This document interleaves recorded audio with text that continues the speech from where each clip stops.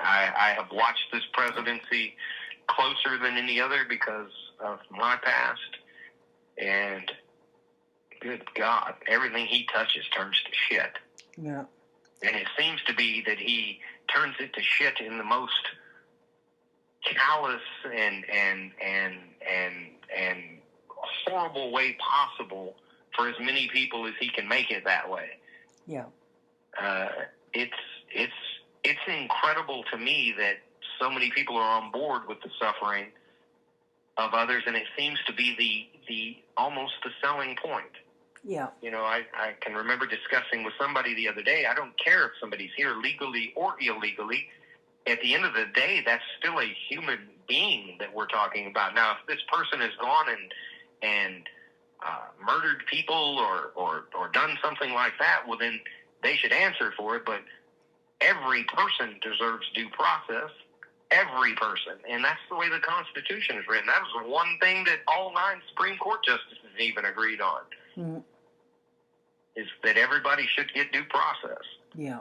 And so the fact that he is denying people that and trying to convince the masses that certain people do not deserve due process is just alarming to a degree that it actually is shocking to me that it isn't a line in the sand for everybody. I don't understand the reasoning behind some people thinking that because your skin's brown, you don't deserve due process, or because you crossed the border here, which is essentially a civil matter, a speeding ticket type of violation, you know, that somehow now that person deserves to suffer to death.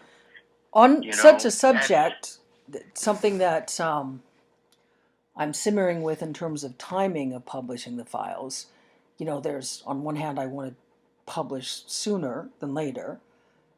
But one of my siblings is traveling to the United States this week, and I told her not to travel. I said it was quite urgent not to travel. And she just hasn't read a lot of information. Yeah, I know. And so what I'm thinking, what I'm looking at in terms of logistics, especially since we've, you know, our discussion today, I need to confirm when my sister's traveling and her husband, when they're back in Canada. And I would want to make sure they're back in Canada before I post the audio file, just in case. I don't blame you. You know, because I just don't. I mean, it's one of those things, you know, I want to make sure you're in a safe location. I want to, I have a friend who's retired. He's American. He's worked as a defense attorney, but he lives in Canada now at least half the year, and he hates Trump.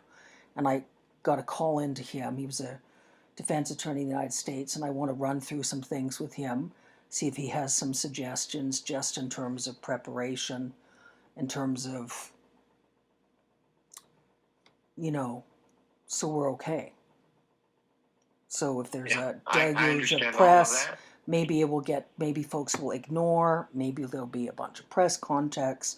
I just want to make sure there's a bit in terms of preparation there. So, but it is really urgent, I know, sooner than later. So let's just, you know, go step by step. Okay. Absolutely. I'll look forward to hearing back from you.